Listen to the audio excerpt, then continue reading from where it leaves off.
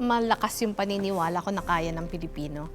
Kasi yung Pilipino naman, likas sa kanya yung gagawin yung lahat na kanya magagawa para makapag-ambag. Hindi din siguro natin mabe-blame yung iba na masyadong kritikal sa gobyerno. Pero ako po, malaki yung paniniwala ko na iparamdam lang sa kanya na bahagi siya ng gobyerno at meron puwang para sa kanya.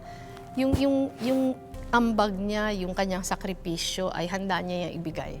Yung pinakapangarap ko sa bawat Pilipino, walang nagugutom, walang naghihirap, may trabaho, bawat isang miyembro ng pamilya. Yung kaya niyang, pag may nagkakasakit, kaya niyang ipagamot, kaya niyang papag-aralin yung lahat niyang anak. Ito po yung mga basic services na karapatan ng bawat pamilyang Pilipino. Pero ngayon po meron pa ding mga naiiwan sa laylayan. Kaya palagay ko po obligasyon natin lahat at kailangan natin pangarapin bilang mga lingkod bayan na sana yung ating mga ginagawang programa, maalis na ito lahat. Ako po palagay ko hindi naman ako nangangarap ng sobra. Palagay ko po yung aking mga pangarap ay kayang mangyari.